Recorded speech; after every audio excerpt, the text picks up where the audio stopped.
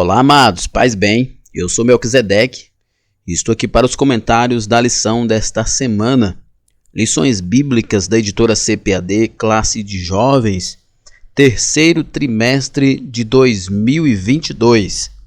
Como você sabe, nesse trimestre nós estamos estudando sobre os imitadores de Cristo. E na lição de hoje, lição de número 9, o tema é: quem segue a Cristo aprende novos valores. Hoje nós iremos aprender com a mãe dos filhos de Zebedeu sobre os valores do reino.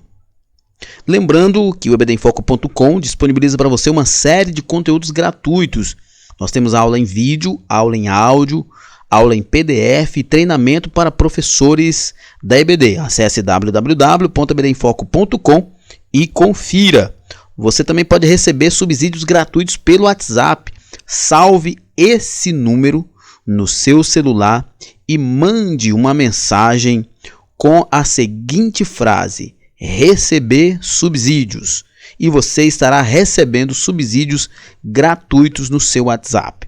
O número é 94DDD, não esqueça, 984092869. Você também encontra no ebdenfoco.com uma série de conteúdos prêmios que você, para ter acesso a esse conteúdo, precisa se tornar assinante da plataforma do ebdenfoco.com.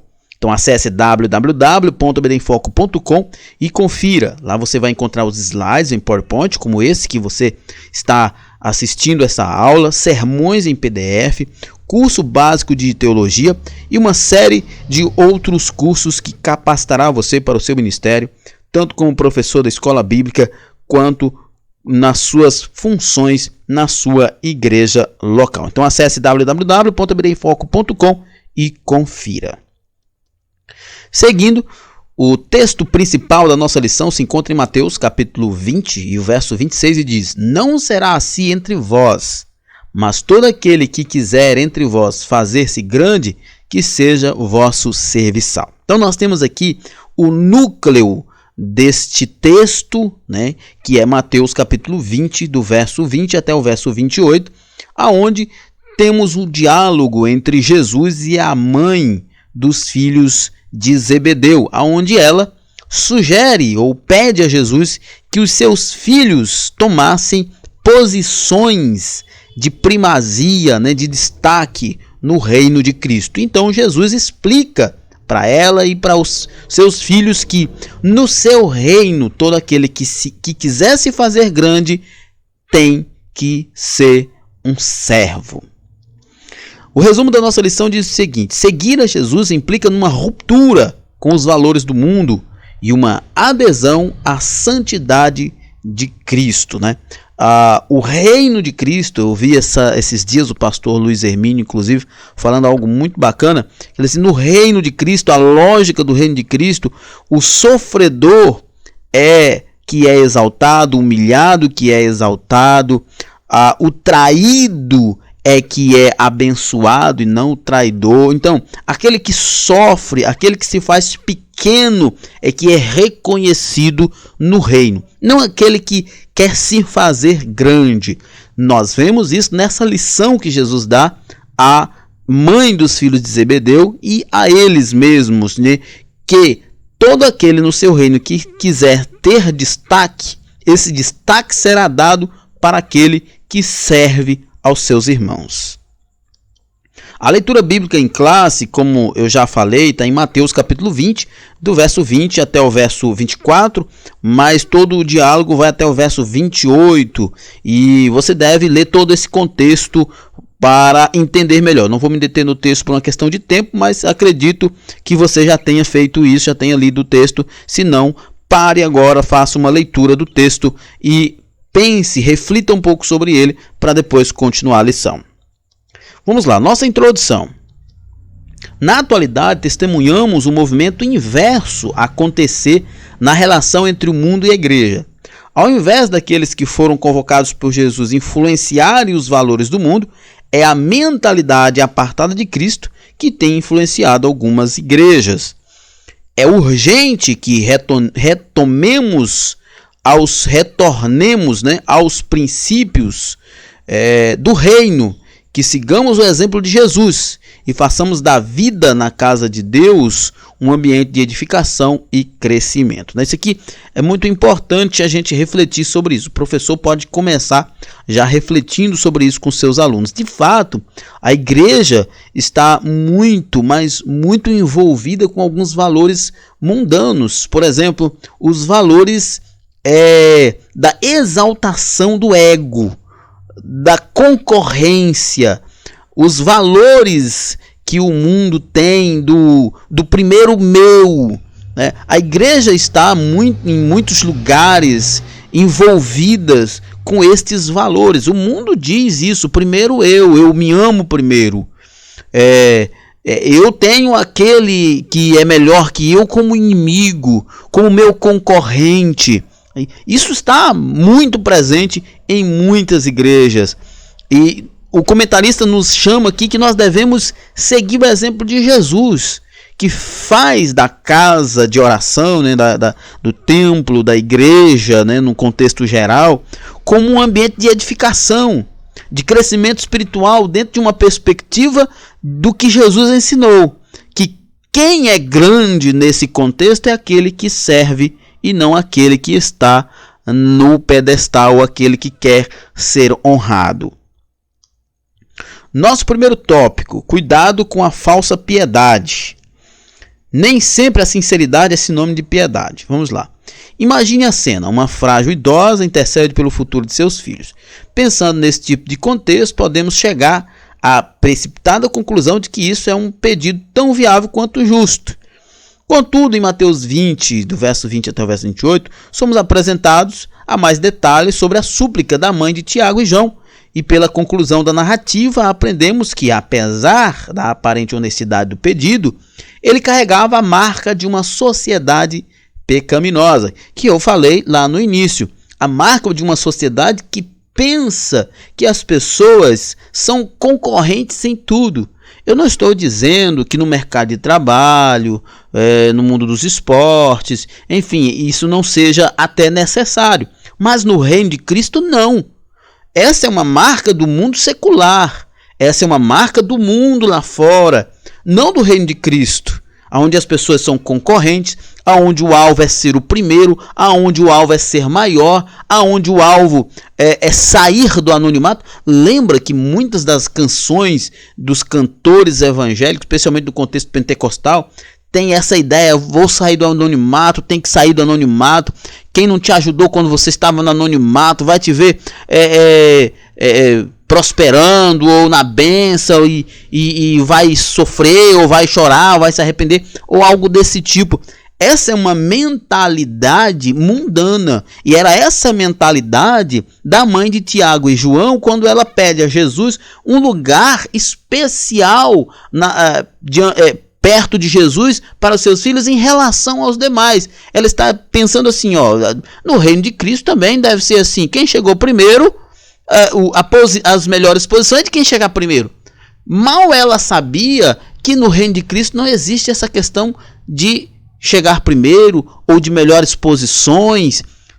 A melhor posição na perspectiva do reino de Cristo que Jesus ensina é estar sempre à disposição para servir ao próximo, para servir ao crescimento do reino. Então, nós temos aqui que o pedido da mãe de Tiago e João era um exemplo de como eles ainda viam a ideia do reino, né? Eles ainda estavam dentro dessa perspectiva de quem chegou primeiro tem a melhor posição, de que eu devo lutar para conseguir a melhor posição, que os outros são meus concorrentes, que o anonimato não é o meu lugar, que eu devo estar em evidência o tempo todo. Mas Jesus ensina que esta é uma perspectiva mundana e não do seu reino. Era uma intercessão sincera, feita por uma mãe pelos seus filhos ao Criador, mas mesmo assim não foi acolhida por Jesus.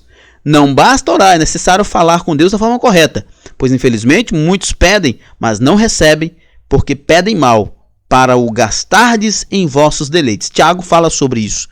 O apóstolo Tiago fala sobre isso em Tiago 4, verso 3 aqui que tem esse texto. Mas Tiago desenvolve isso. Ele fala, olha, vocês pedem, mas não recebem. Por que vocês pedem e não recebem? Porque vocês pedem por um propósito carnal, por um propósito mundano. Talvez por essa razão você tenha orado e nada tenha acontecido. Porque você está com o propósito errado. É interessante que aqui Jesus nos ensina qual é a tônica do reino. E agora Tiago também nos ensina que qual é a forma de se orar. A forma correta de se orar é para que o nome de Deus seja glorificado. Não o meu bem pessoal. Não o meu prazer pessoal. Eu posso orar pedindo a Deus riqueza? Posso. Eu posso orar pedindo a Deus prosperidade na minha empresa, enfim, posso, mas qual o propósito? Qual o propósito? Então, nós aprendemos que todo o nosso pedido a Deus deve estar dentro de um propósito que agrade a Deus, que glorifique a Deus. Eu sempre gosto de citar esse texto de 1 Coríntios 10, 31, onde Paulo diz, quer comais, quer bebais ou façais qualquer outra coisa, faça para a glória de Deus. Se não for para a glória de Deus, você estará gastando tempo e energia, porque você não será ouvido. Sim, existem orações e pedidos inadequados. Esse registro do Evangelho é um excelente exemplo para demonstrar como se pode fazer a coisa certa do modo errado. Ou seja, orar é certo, né? Sim, devemos orar uns pelos outros. A intercessão por todas as pessoas é uma ordenança bíblica, mas com que propósito, né? Todavia, o motivo daquele pedido do Senhor estava completamente inadequado e por isso o Senhor repreendeu-o imediatamente. Mateus 20, 22 diz, Jesus, porém, respondendo, diz, não sabeis o que pedes. Podei-vos beber o cálice que eu hei de beber e ser batizado com o batismo com que eu serei batizado? Jesus então está dizendo que eles tinham um motivo errado. Perceba que orar é importante, que interceder pelas pessoas é importante. Agora, qual o propósito? A mãe dos filhos de Zebedeu, muito provavelmente, ela não oraria para que os outros apóstolos também tivessem essa opção, essa posição. Ela está pensando nos seus filhos, porque é alguém da sua família. Então, nós temos aqui um exclusivismo, nós temos aqui uma posição de que primeiro o meu, depois os dos outros. Então, isso não cabe dentro do reino, né? O professor pode explorar isso com seus alunos, de que a ideia do reino, ela é uma ideia comunitária, não existe primeiro o meu. A ideia do reino, não existe uma escalada, né? Infelizmente, muitas igrejas hoje têm essa escalada. Primeiro você é auxiliar, depois você é diácono, presbítero, pastor, e assim vai indo. Se torna uma escalada, se torna uma perseguição do obreiro, não faz pelo prazer de fazer, de servir, mas no objetivo de alcançar o posto mais alto. Essa é uma forma inadequada de servir o reino de Cristo. Os propósitos aqui são inadequados. Por mais que Paulo diz que quem deseja o episcopato deseja coisa boa, e isso é importante, mas o propósito aqui é inadequado. Então, por isso que nós precisamos verificar o motivo pelo qual nós servimos a Cristo, nós fazemos isso ou aquilo.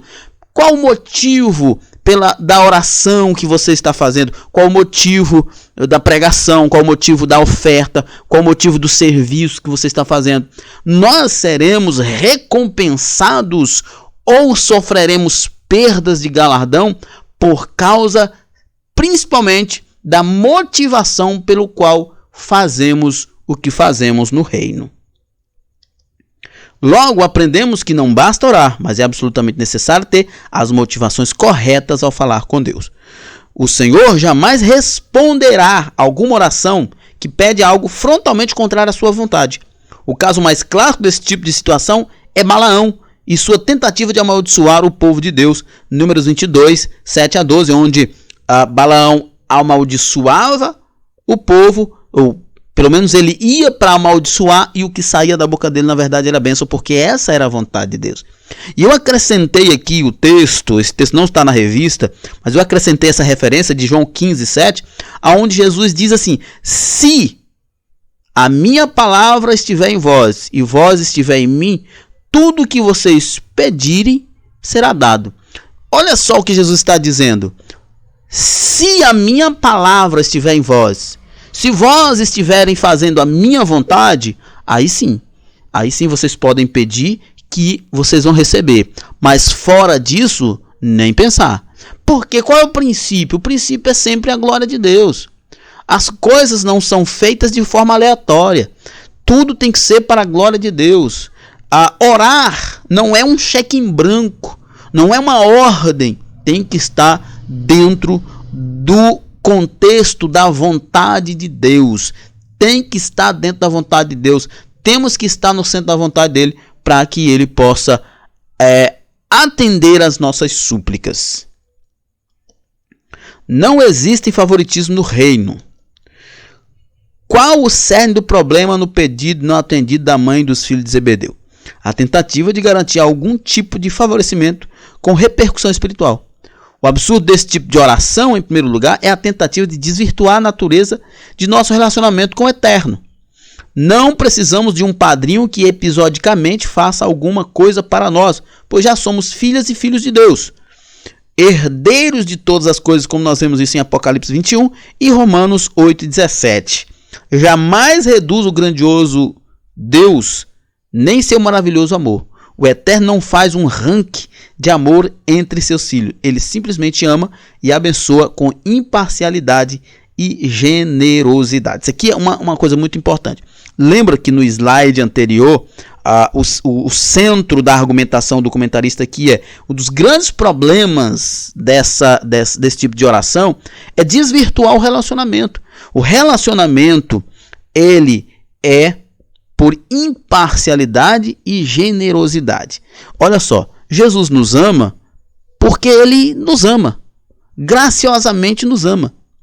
Ele não nos ama por nenhum mérito. Se ele for nos classificar, se ele for nos colocar em um ranking, ele deve fazer isso por mérito. Mas como nenhum de nós tem mérito, então, qual é a ideia do relacionamento? O relacionamento é de todos iguais, né? É de todos na mesma posição e Deus acima de todos, porque todos nós diante de Deus somos iguais. É por isso que a Bíblia diz que Deus encerrou todos debaixo da desobediência para poder usar de misericórdia para com todos. A ideia de Paulo ali é, ele igualou a todos como pecadores para usar de misericórdia para com todos, do mesmo modo, né? Então, nosso relacionamento com Deus não é um relacionamento de barganha, não é um relacionamento de favoritismo, é um relacionamento de graça, é um relacionamento de imparcialidade.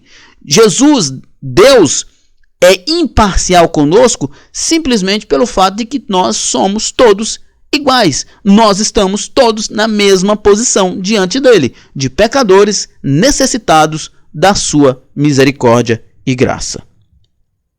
Os filhos de Adão é que insistem em divisões e rivalidade entre si, mas com relação à bênção de Deus não existe distinção alguma.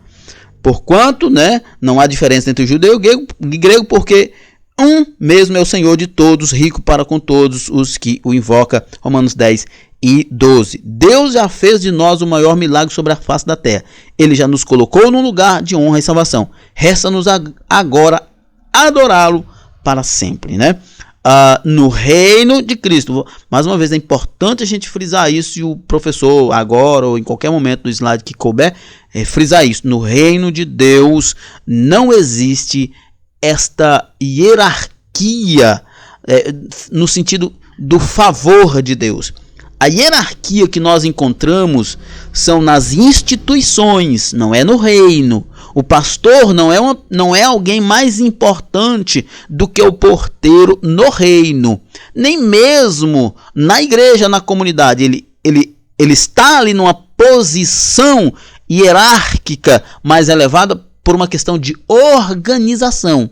mas não porque ele é favorito de Deus. Todos são iguais.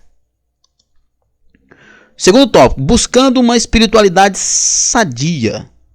Nunca queira assumir o papel de Deus na sua história. Não bastasse o pedido inconveniente da mãe dos irmãos apóstolos, estes insistiram no plano descabido de ter um lugar de honra no céu. Por um instante, a glória e a majestade salvadora do reino de Deus não foram suficientes para João e Tiago. Eles também ambicionaram determinar seus galardões no céu. Cuidado com as vezes que seu coração lhe disser: você merece, você é melhor. O pecado está perigosamente próximo de realizar graves estragos em sua vida. Isso aqui é muito importante. Por que nós queremos ir para o céu? A Bíblia fala de galardões.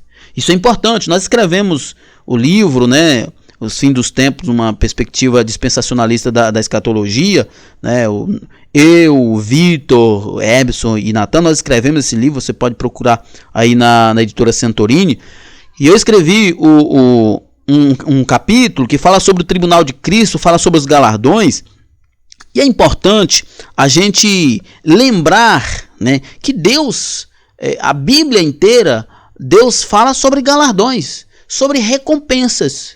Sim, sobre recompensas. Mas sabe o que é interessante? É interessante que quando nós lemos Efésios 2:10, diz que nós fomos criados em Cristo por Deus para viver as boas obras. Ou seja, Deus nos criou novamente, Deus nos deu as obras boas que nós devemos vivê-las e Deus nos recompensará por essas obras. Não há mérito nenhum. Não há nenhum favoritismo, não haverá favoritismo, não haverá mérito nenhum. Então, por isso, eu concordo com o comentarista aqui muito bem, quando ele diz: tenha cuidado, quando seu coração lhe disser: eu mereço, eu sou o melhor. Não, não é não. Toda a bondade que há em nós é obra de Cristo. É obra do Espírito Santo de Deus operando em nós. As recompensas que nós teremos, e nós teremos no céu sim recompensas, nós teremos sim essas recompensas, elas são uma recompensa de graça. É pura graça. E é por obras que o próprio Deus preparou para que nós vivêssemos nelas. Então tudo é Ele, tudo começa nele, tudo termina nele, tudo é para a glória dele. Se algum dia, se algum momento, o seu coração olhar para qualquer outra pessoa e pensar que você deveria ser mais honrado, mais exaltado, mais reconhecido que essa outra pessoa, repreenda em nome do Senhor Jesus, porque essa não é uma virtude do reino de Deus. Os filhos de Zebedeu não queriam apenas o céu, já ambicionavam um lugar de destaque lá. E perceba, não era apenas um ingênuo pedido de quem desejava estar perto do mestre. O céu, lugar de justiça e paz, jamais poderá ser dividido de acordo com certos critérios humanos, né? Nós precisamos pensar qual é o nosso desejo, por que nós queremos estar no céu? É pelas glórias do céu, pelo descanso do céu, ou é pela pessoa de Cristo? Desejar estar perto de Cristo é muito bom e nós devemos começar a fazer isso já, mas não em detrimento de outros, porque essa não é uma virtude do reino. Se depois da grave repreensão de Jesus e desse breve comentário explicativo, a postura daquela mãe e de seus filhos não lhe causa incômodo ou constrangimento algum, isso diz muito sobre o seu coração e sua espiritualidade. Ou seja, nós devemos olhar para tudo que foi dito e pensar: de fato, nossa missão nessa terra é servir. Porque o próprio Jesus disse, não só disse, como fez. Ele veio servir e não ser servido. Ora, mas ele é Deus.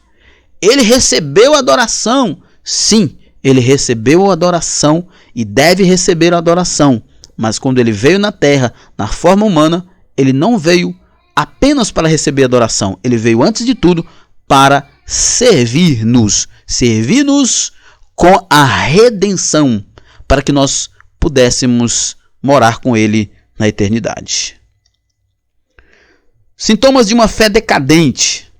Para que não reste qualquer dúvida sobre a inadequação do pedido da família de Zebedeu, basta que reflitamos sobre a reação dos outros apóstolos, né? Mateus 20, 24 diz: e quando os demais, né, os 10 ouviram isso, indignaram-se contra os dois irmãos, ficaram furiosos. Ela produziu uma enorme celeuma, uma enorme ferida, um enorme problema no meio apostólico, como poucas vezes se vê nos evangelhos. Ou seja, despertou aquilo de pior, foi a ira, que foi a raiva, né? Porque eles entendiam que se eles podiam querer o melhor lugar, os outros também podiam.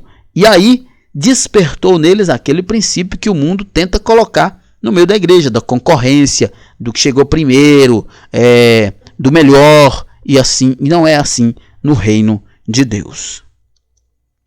O pior dos apóstolos apareceu nesse momento, e esse problema não ocorre no início do ministério de Cristo, mas na etapa final, ou seja, já era quase 3 anos caminhando com o mestre, mas mesmo assim aquele grupo de homens ainda estavam em processo de aprendizagem a respeito de uma vida cristã saudável. A respeito de uma vida cristã saudável, o que a Bíblia nos ensina é que nós devemos servir e não buscar o estrelato, a fama.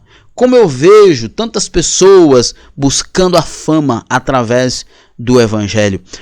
Como eu vejo tantos pregadores jovens buscando a fama, pedindo para pregar em certos lugares, ao invés de estarem se dedicando ao serviço na congregação local. Não estou dizendo que a pessoa não deva, quando tiver oportunidade, sair para pregar em congresso. Não estou dizendo, mas a vida cristã não é em busca disso. A vida cristã é em busca de servir. Olha, eu sempre digo que o meu ministério se desenvolveu em pregações de rua, não nos púlpitos das igrejas. Hoje ensino, prego nos púlpitos de igreja, mas meu ministério não se desenvolveu assim, porque eu sempre pedi a Deus: eu não quero posição, eu só quero ser útil.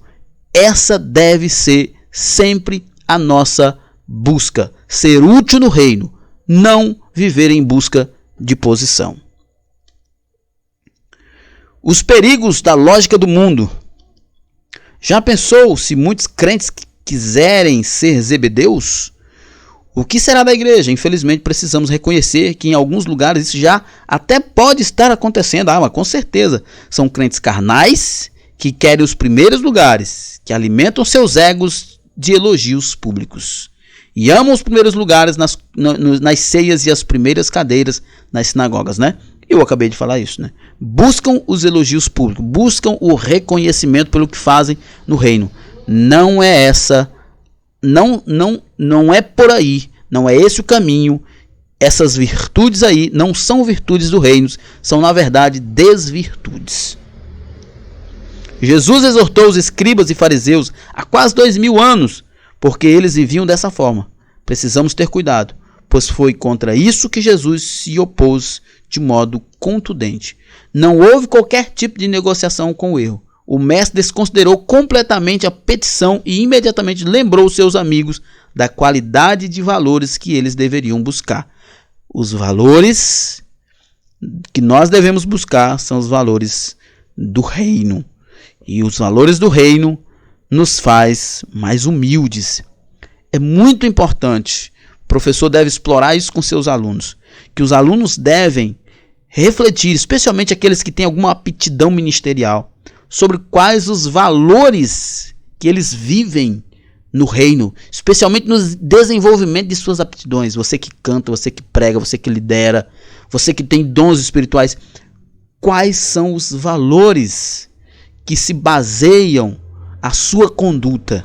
Nós precisamos entender que os valores do reino é os que glorificam a Deus e servem ao próximo, não de exaltação e fama pessoal.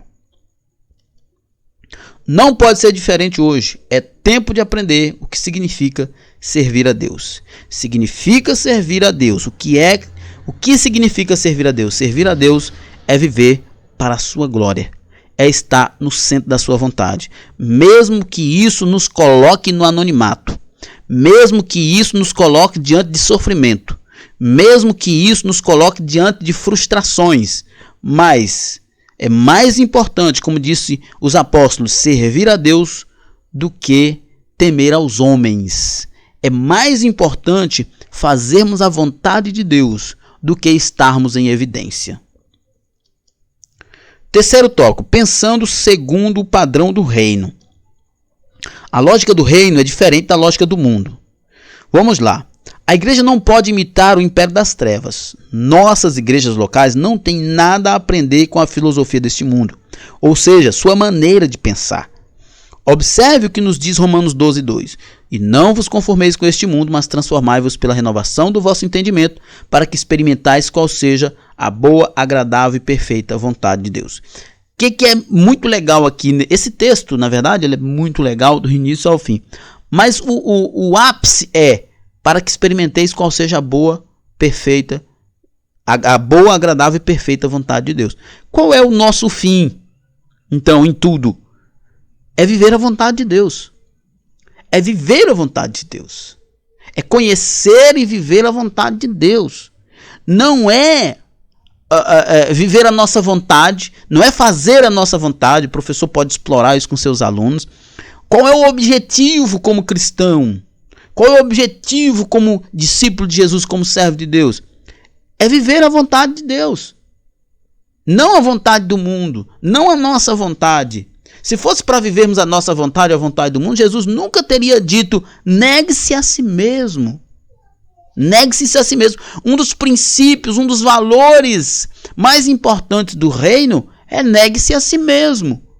Negue-se a si mesmo. Negue-se a si mesmo, transformem o vosso modo de pensar, e aí vocês poderão experimentar a boa, agradável e perfeita vontade de Deus.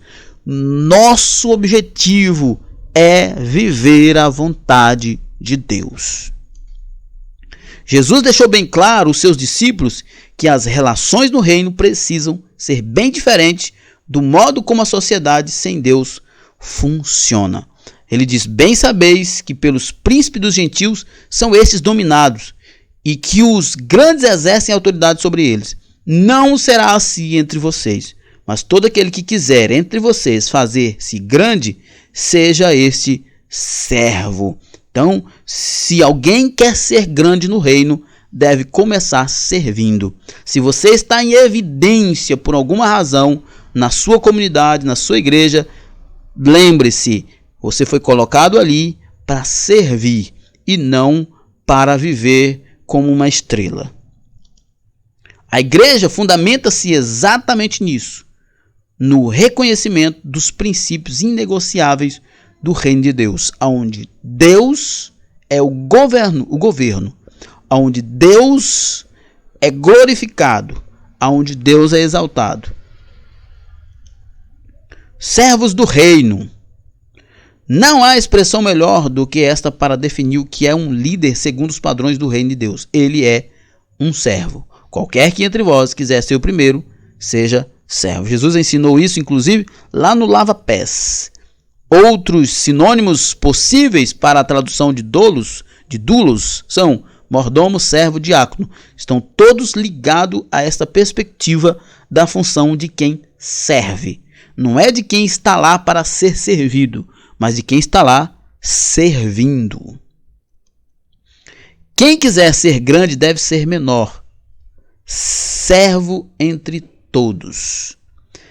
Percebe-se assim que a honra valorizada por Jesus se estabelece no privilégio de servir aos pequeninos de Deus. Isso é muito legal. Eu gosto muito disso, é muito bom nós pensarmos nessa perspectiva. Porque hoje em dia, em muitas igrejas, os pastores têm cadeiras especiais. Eles são reverenciados como subdeus, semideus, melhor dizendo. Eles são reverenciados como super-homens. Pregadores, cantores são adorados, idolatrados. Mas estas pessoas foram chamados para servir. E é péssimo. É péssimo que eles se comportam dessa forma. E é péssimo que as igrejas permitem. É péssimo que os crentes caem nessas situações. Mas nós precisamos olhar para a Bíblia. O pastor John Piper sempre diz assim: a autoridade do pastor sobre a igreja é uma autoridade dada pela Bíblia. A Bíblia diz que o líder, que aquele que está liderando, que aquele que está em evidência, é o que mais deve servir e não ser servido. Essa imagem do líder cristão como um sumo sacerdote não é bíblica. A imagem que nós temos que ter do líder, de nós que somos professores, somos obreiros, líderes na igreja, é a imagem que Cristo nos ensina, daquele que é grande por ser um servo. Jesus, o modelo inquestionável a ser seguido. O líder autêntico segue o modelo de gestão deixado por Jesus. Ele se importa com o bem-estar das pessoas e tem uma rotina de serviço para o rei. Eu acho muito interessante, gosto muito da expressão usada aqui pelo comentarista, que é: ele se importa. Ele se importa. Ele se importa com o bem-estar do outro. O amor de Jesus tem esse princípio, o bem do outro. Éramos nós condenados, mortos em pecados, condenados ao inferno, e ele morre para que nós sejamos salvos. É o nosso bem, é o bem do outro. Esse é o amor de Jesus. É esse o exemplo de Jesus, de viver para salvar o outro, de sofrer para que o outro seja abençoado, de morrer para que o outro viva. Esse é o exemplo grandioso de Jesus. Estes têm imensa alegria quando observam o reino de Deus crescendo na vida das pessoas. Jesus se alegrava ao ver seus discípulos mudando de vida. Inclusive, eu estava refletindo sobre isso. Tem um livro que eu não vou lembrar o nome dos autores agora, mas o tema do livro é A Treliça e a Videira. Qual é a ideia? A ideia é: o que é mais importante, as estruturas ou as pessoas, né? Às vezes nós fazemos festas, às vezes nós celebramos quando nós construímos templos, quando nós realizamos alguma obra, fizemos algum puxado na igreja, lá, alguma coisa do tipo, pintamos, colocamos fogo, enfim, compramos um som. Muitas vezes se faz celebrações por isso, mas poucas vezes se vê celebrações. Por exemplo, no dia de batismo, cadê as grandes celebrações no dia dos batismos, das pessoas que foram batizadas, que estão publicamente fazendo um compromisso de viver para Cristo? Cadê as grandes celebrações? É isso que deveria mover e nos fazer celebrar. As pessoas sendo transformadas, as pessoas sendo salvas. Por que não há uma celebração da piedade, a celebração da transformação de vida? Por que não há comentários tipo: nossa igreja tem vivido dias de alegria, dias de transformação, nossa igreja tem vivido dias de salvação de vida, de curas, de pessoas sendo transformadas, de pessoas sendo cheias do Espírito Santo? Por que não há comentários sobre isso? Sempre há comentários: olha, nossa igreja está com uma fachada nova, olha, nossa igreja está com um som novo, olha, nossa igreja está com umas janelas novas. Essas coisas são dar valor à treliça e não à videira, porque quem dá fruto é a videira, não a treliça. Nós precisamos pensar que os valores do reino estão ligados ao fruto que a videira dá e não ao que as estruturas fornecem. Nós precisamos pensar que o reino de Deus fala dos frutos que nós damos para o reino e não das estruturas que nós construímos aqui nessa terra. O trabalho de Cristo não se limitou ao templo, mas o nosso mestre proclamou o reino a todos, calejou os pés em sua jornada, se doou ao extremo. Essa frase, eu vou terminar aqui esse slide com esta frase: se doou ao extremo. Foi isso que o nosso mestre fez. Ele se doou ao extremo. Ele viveu uma vida de doação ao outro. Ele viveu uma vida aonde ele não se importava com ele mesmo, mas com o outro. Ele andou, viajou, passou fome, passou sede, se cansou. Tudo pelo outro. Tudo pelo próximo. E é isso que nós devemos aprender com Jesus. O verdadeiro crente que vive os valores do reino, vive para o bem do outro, para que o outro conheça a Deus, para que o outro seja transformado, para que o reino cresça na vida do outro. Nossa conclusão. É surpreendente o tipo de pedido da mãe dos filhos de Zebedeu. Esse mesmo modelo de intenções não deve existir no coração dos crentes. Nosso exemplo não deve ser os bilionários de nossa geração, mas o pregador da cidade de Nazaré, Jesus Cristo. Que venhamos seguir o exemplo de Jesus, pois ele não se negou a orar e a pregar a palavra de Deus e a ajudar os enfermos e necessitados. Eu fecho essa conclusão com esta palavra que eu destaquei. Ele não se negou a ajudar. Ele não se negou a servir. Mesmo sendo Deus, ele viveu para servir. Ele viveu para que nós tenhamos, mesmo que ele naquele momento perdesse. Porque ele perdia em sossego, ele perdia em conforto, ele morreu, ele perdeu amigos, mas ele viveu para ajudar o próximo. Esse é o Cristo que nós amamos. Esse é o Cristo que nós reverenciamos e adoramos e devemos seguir o exemplo dele. Muito bem, então chegamos ao final de mais um comentário. Acesse www.ebdemfoco.com e confira todo o conteúdo do ebdemfoco.com para você. Paz e bem a todos e até a próxima.